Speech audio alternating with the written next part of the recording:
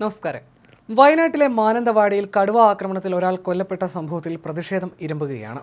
രാധ എന്ന സ്ത്രീയെ കൊലപ്പെടുത്തിയ കടുവയെ വെടിവെച്ച് കൊലപ്പെടുത്തുന്നത് വൈകുന്നതിലാണ് പ്രതിഷേധം ഇരമ്പുന്നത്. എന്നാൽ ഈ പ്രതിഷേധമൊന്നും തന്നെ ബാധിക്കില്ലെന്ന നിലപാടിലാണ് വനം മന്ത്രി AK ശശീന്ദ്രൻ. നാട്ടുകാർ പ്രാണവേദനയിൽ കഴിയുമ്പോഴും മന്ത്രിക്ക് വീണവായനയാണ്. വയനാട്ടിലെ കടുവാ വേട്ടയ്ക്കിടെ കോഴിക്കോട് നടന്ന ഫാഷൻ ഷോയിൽ പാട്ടുപാടി വനമന്ത്രി AK ശശീന്ദ്രൻ. ഫാഷൻ ഷോ ഉദ്ഘാടകനായിട്ടാണ് മന്ത്രി എത്തിയത്. കടുവ ഒരാളുടെ ജീവനെടുത്ത മാനന്തവാടിയിലേക്ക് വനമന്ത്രി എത്താത്തതിൽ കടുത്ത പ്രതിഷേധമുയർന്നിരുന്നു. ഇതിനിടയിലാണ് ഫാഷൻ ഷോയിൽ മന്ത്രിയുടെ പാട്ട്. വീണ്ടും കടുവയെ കണ്ട ഭീതിയിലാണ് മാനന്തവാടിയിലെ ആളുകൾ. ഇതിനിടയിലാണ് ഫാഷൻ ഷോയിൽ മന്ത്രിയുടെ ഹിന്ദി പാട്ട്. അവതാരകയുടെ ആവശ്യമനുസരിച്ചായിരുന്നു മന്ത്രി പാട്ടുപാടിയത്. ഫാഷൻ ഷോയുടെ ഉദ്ഘാടകനായി എത്തിയ മന്ത്രി റാംവാക്ക് നടത്തണം എന്നതായിരുന്നു അവതാരകയുടെ ആവശ്യം. അത് നിരസിച്ച മന്ത്രി ഹിന്ദി ഗാനം ആലപിക്കുകയായിരുന്നു. 2 മിനിറ്റോളം മന്ത്രി പാട്ടുപാടുകയും ചെയ്തു. ഇന്ന് രാവിലെയാണ് ശശീന്ദ്രൻ കോട്ടയത്ത് നിന്ന് കോഴിക്കോട്ടെത്തിയത്. കോഴിക്കോട് നഗരത്തിൽ വിവിധ പരിപാടികളിൽ മന്ത്രി സംബന്ധിക്കുകയും ചെയ്തു. നാളെ വനമന്ത്രി വയനാട്ടിലെത്തും. മന്ത്രിയുടെ നേതൃത്വത്തിൽ കൽപ്പറ്റയിൽ നാളെ ഉന്നതതല യോഗവും ചേരും. അതിനിടെ മാനന്തവാടിയിൽ നരഭോജി കടുവയെ പിടികൂടാനുള്ള തീവ്രശ്രമം നടക്കവേ പുളിക്കാത്തൊടി ഷാനവാസിന്റെ വീടിന്റെ പിന്നിൽ കടുവയെ കണ്ടെന്ന് നാട്ടുകാർ അറിയിച്ചു. വീട്ടുകാർ ബഹളം വെച്ചതോടെ കടുവ വീടിന് പിറകിലെ കാട്ടിലേക്ക് പോയെന്നാണ് നാട്ടുകാർ പറയുന്നത്.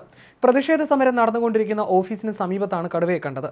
മയക്കുവെടി വെക്കാനും അവശ്യ സാഹചര്യത്തിൽ വെടിവെക്കാനുമുള്ള തോക്കുകൾ അടക്കമുള്ള സജ്ജീകരണങ്ങൾ സഹിതമാണ് തിരച്ചിൽ. 2 വോക്കി ടോക്കികൾ, 38 ക്യാമറ ട്രാപ്പുകൾ, ഒരു ലൈവ് ക്യാമറ എന്നിവയും തിരച്ചിലിനായി ഉപയോഗിക്കുന്നുണ്ട്.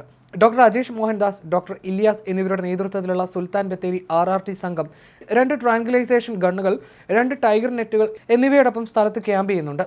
കടുവ ആക്രമണത്തിൽ കൊല്ലപ്പെട്ട രാധയുടെ മൃതദേഹം വീടിന് സമീപത്തെ സമുദായ ശ്മശാനത്തിൽ ഇന്ന് രാവിലെ 11 മണിയോടെയാണ് സംസ്കരിച്ചത്. മാനന്തവാടി ഗവൺമെന്റ് മെഡിക്കൽ കോളേജിലെ മോർച്ചറിയിൽ സൂക്ഷിച്ച മൃതദേഹം രാവിലെയോടെയാണ് ബന്ധുക്കൾക്ക് വിട്ടു നൽകിയത്. മാനന്തവാടി നഗരസഭയിലെ പഞ്ചാരക്കൊല്ലി, പിലാക്കാവ്, ജെസി, ചിറക്കര ഡിവിഷനുകളിൽ നിരോധനാജ്ഞ തുടരുകയാണ്. മക്കൾക്ക് അവസാനമായി കാണാൻ മുഖം പോലും ബാക്കിയുണ്ടായിരുന്നില്ല രാധയുടെ മൃതദേഹത്തിൽ. ശവപ്പെട്ടിക്ക് മുകളിൽ പതിപ്പിച്ച ഫോട്ടോയിൽ കെട്ടിപ്പിടിച്ച് മകൾ അനീഷ പൊട്ടിക്കരഞ്ഞപ്പോൾ കണ്ടുനിന്നവർക്കും സങ്കടം അണപൊട്ടി. കടുവ കൊന്ന പഞ്ചാരക്കൊല്ലി തറാട്ടുന്നതിയിലെ രാധയുടെ തല പൂർണ്ണമായും കടുവ ഭക്ഷിച്ചിരുന്നു. പോസ്റ്റ്മോർട്ടത്തിന് ശേഷം ഇന്ന് 11:30യോടെയാണ് മൃതദേഹം സംസ്കരിച്ചത്. പോസ്റ്റ്മോർട്ടത്തിന് ശേഷം പെട്ടിയിലാക്കി കൊണ്ടുവന്ന മൃതദേഹം പെട്ടി തുറക്കാതെ തന്നെ സംസ്കരിക്കുകയായിരുന്നു. കടുവയെ വെടിവെച്ച് കൊല്ലാനുള്ള ഉത്തരവിൽ അവ്യക്തതയുണ്ടെന്നും ഈ ഉത്തരവ് പ്രകാരം കടുവയെ വെടിവെച്ച് കൊല്ലാൻ സാധിക്കില്ലെന്നുമാണ് നാട്ടുകാർ പറയുന്നത്. രാവിലെ 10 മണിയോടെയാണ് പ്രിയദർശിനി എസ്റ്റേറ്റ് ഓഫീസിന് മുന്നിൽ നാട്ടുകാർ പ്രതിഷേധം ആരംഭിച്ചത്. ഉച്ചവരെ മുദ്രാവാക്യം വിളികളും പ്രതിഷേധവും തുടർന്നു. തോട്ടം തൊഴിലാളികളും സാധാരണക്കാരും താമസിക്കുന്ന സ്ഥലമാണ് പഞ്ചാരക്കൊല്ലി. വനവും സർക്കാരിന്റെ ഉടമസ്ഥതയിലുള്ള പ്രിയദർശിനി എസ്റ്റേറ്റും കൂടിച്ചേരുന്ന സ്ഥലം. കാട്ടുപോത്ത്, പന്നി, മാൻ, കുരങ്ങ് തുടങ്ങിയവയുടെ ശല്യം ഉണ്ടായിരുന്നെങ്കിൽ കടുവ എത്തുന്നത് ആദ്യമായിട്ടാണ്. കടുവയെ വെടിവെച്ച് കൊല്ലണം. എസ്റ്റേറ്റ് തൊഴിലാളികൾക്ക് തൊഴിലിടങ്ങളിൽ സുരക്ഷ ഉറപ്പാക്കണം. പ്രിയദർശിനി തൊഴിലാളികൾക്ക് കൂലിയോടുള്ള അവധി നൽകണം. പഞ്ചാരക്കൊല്ലിയിലെ വിദ്യാർത്ഥികൾക്ക് കടുവയെ പിടികൂടുന്നതുവരെ സ്കൂളിലേക്ക് പോകാൻ സർക്കാർ വാഹനം സജ്ജമാക്കണം. രാധയുടെ മക്കളിൽ ഒരാൾക്ക് സ്ഥിര ജോലി നൽകണം. നഷ്ടപരിഹാര തുക ബാക്കി ഉടനടി നൽകണം.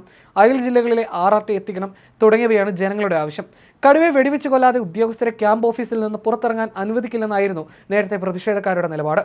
കളക്ടർ 3 മണിയോടെ സ്ഥലത്തെത്തുമെന്നും ജനങ്ങളോട് സംസാരിക്കുമെന്നും ഉദ്യോഗസ്ഥർ ഉറപ്പ് നൽകിയിരുന്നു. എന്നാൽ 4 മണി കഴിഞ്ഞിട്ടും കളക്ടർ എത്താതിരുന്നതും പ്രതിഷേധം വർദ്ധിപ്പിക്കുന്നതിന് കാരണമായി.